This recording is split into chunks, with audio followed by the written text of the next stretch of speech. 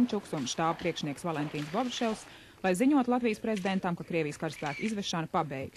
Pēc īsām atvedām ar lepnumu un, kā paši atzina šķiršanās skumjām sirdī, Krievijas pārstāvi atstāja Maikkaparnām, lai dotos māju. Bija tikai viens jautājums, kur abu pušu viedokļi tā arī palika pilnīgi pretēji. Es uzskatu, ka tā bija okupācija, un tās ir okupācijas seks, ar kurām mums vēl ilgi būs jācīnās. 2001. gadā 7. Saeimas deputāti ar savu naudu gatavi atbalstīt ģimeņu pārcelšanos uz etnisko dzimteni Vologdas apgabalā Krievijā. Kaļiņinu ģimenei no Valmieras rajona Jānis Leja iedevis $1000, lai viņi varētu atgriezties savā etniskajā dzimtenē Vologdas apgabalā. Kaļiņini, zinot, ka Leja jau līdzīgi palīdzējis, lūguši pabalstīt arī viņus. Valmieras televīzijā ģimene sacīja, ka tur bērniem lielākas perspektīvas un no Latvijas viņi aizbrauc bez sarūktinājuma. Nevajag tā domāt, ka mēs brauksim tāpēc, ka te bija slikti. Jānis Leja un vēl 6 Saeimas deputāti gatavi personīgo naudu ziedot aizceļotājiem. Tēvzemietis Juris Vidiņš palīdzējis 2 ģimenēm. Deputāti domā, ka liederīgi būtu atvērt arī kontu, pat starptautisku, kurā ikvienam būtu iespēja ieskaitīt naudu prombraucēju palīdzēšanai.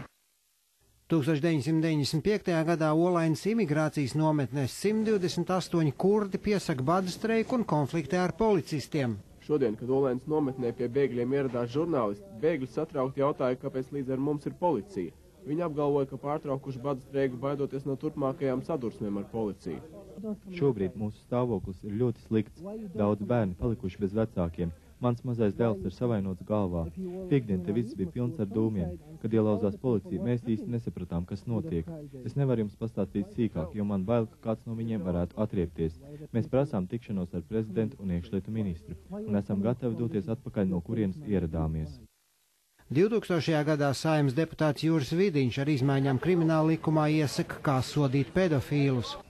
Vidiņš uzskata, ka cilvēki, kas atkārtot izvaro bērnus, sabiedrībai ir bīstami un ārstēšana nelīdz, tāpēc ķīmiskā kastrēšana ir vienīgā izeja. Šī ir tiešām humāns sodmērs, jo tas noziedznieks vairāk nesēdēs cietumā, viņš vienkārši nebūs spējīgs atkārtot šos noziegumus. Tā kā priekšlikumam ir savāks nepieciešamo balsu skaits, iespējamās izmaiņas krimināla likumā nāksies vērtēt Saeimas juridiskajai komisijai. 2003. gadā nolīdzinājuši kašķi komandā Latvijas basketbola izlase ir gatava doties uz Eiropas čempionātu Zviedrijā. Augusta sākumā latvieši aizvadīja pirmo pārbaudas turnīru, kur izcīnīja 2. vietu. Diemžēl tikai augusta vidū izlasēji pievienojās tās potenciālie līderi Kaspars Kambala un jaunpilsonis Trojs Ostlers. Ostlera vēlā ierašanās radīja kurnēšanu atsevišķu izlases spēlētāju vidū.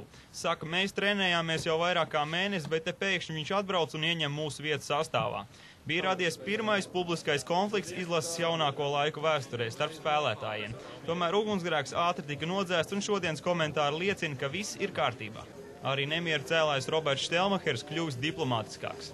Es domāju, ka fināla turnīrs ir tas laiks, ka visas lietas ir jāliek pie malas un vajag spēlēt uz 100%.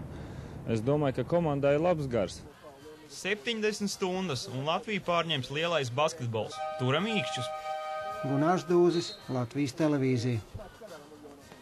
Jā, par basketbolu šodien stāstījām vairāk kārt, noteikti vēlreiz